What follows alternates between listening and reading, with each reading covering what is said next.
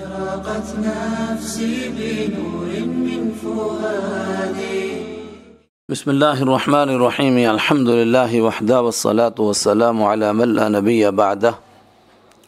سامعین گرامی قدر، آج 21 جون 2020 اتوار کے دن اطلاع ہیں، خبریں ہیں کہ 10:30 بجے سے سورج کو گرہن لگے گا جو ظہر کی نماز تک رہے گا، اور مختلف علاقوں اور ملکوں میں اس کا مختلف وقت ہوگا. ایسے وقت میں فون آ رہے ہیں کہ اسلام نے کیا رہنمائی کی ہے.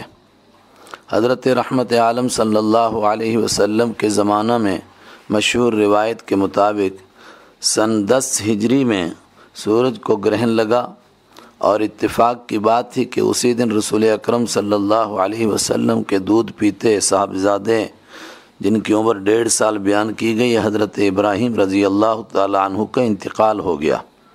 عرب میں یہ وہم پرستی، یہ توہم پرستی مشہور تھی کہ سورج اور چاند کو گرہن کسی بڑے آدمی کے انتقال سے لگتا ہے.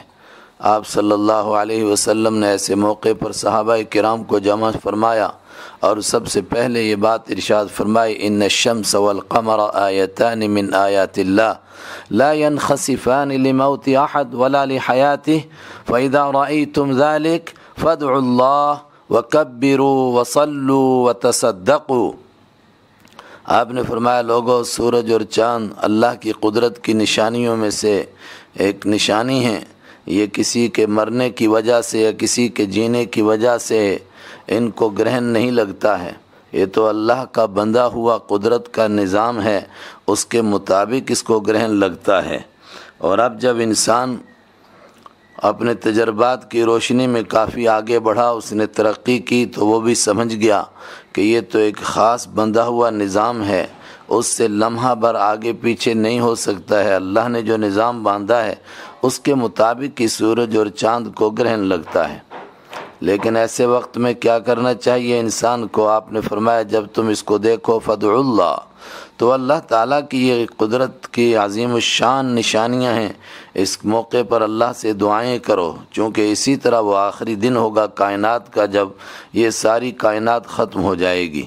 وَكَبِّرُوا، اور اللہ کی کبریائی بیان کرو، تکبیر کرو. وَصَلُّوا، اور ایسے وقت میں نماز پڑھو. وَتَصَدَّقُوا، اور صدقہ دو. پھر خود رسول اکرم صلی اللہ علیہ وسلم نے 2 رکعت نماز جماعت کے ساتھ پڑھائی، لیکن اتنا لمبا قیام فرمایا، اتنے لمبا قیام اور بہت ہی لمبا رکوع، بہت لمبے لمبے سجدے فرمائے اور بہت لمبی دعا فرمائی کہ حضرت عائشہ صدیقہ رضی اللہ تعالی عنہا کی ایک روایت کے مطابق ایسا محسوس ہوا کہ جیسا آپ نے پہلی رکعت کے اندر سورہ بقرہ اور دوسری رکعت میں آل عمران پڑھی ہے. اور رکوع اتنا لمبا کہ بعض حضرات تو اسی کے پھر قائل ہوئے کہ آپ نے ایک کے بجائے 2 رکوع اور 2 قیام فرمائے. دوسرے حضرات کہتے ہیں کہ نہیں، لمبا اتنا تھا جس کی وجہ سے ایسا محسوس ہوا.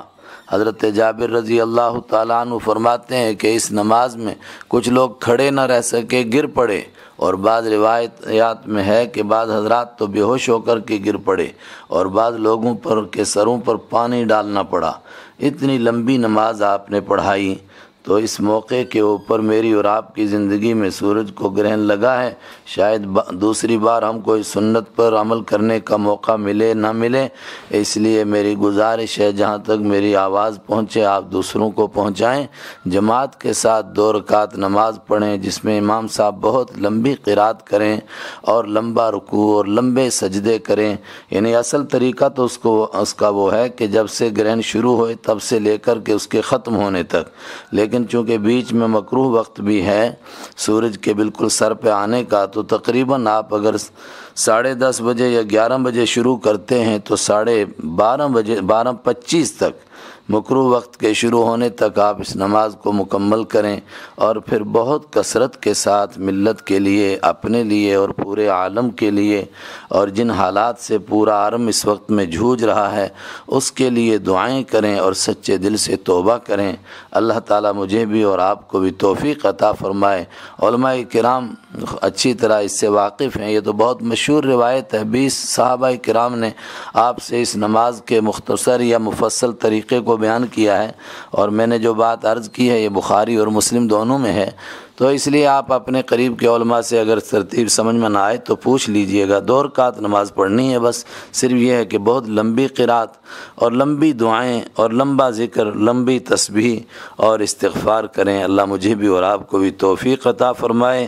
وآخر دعوانا ان الحمد للہ رب العالمین۔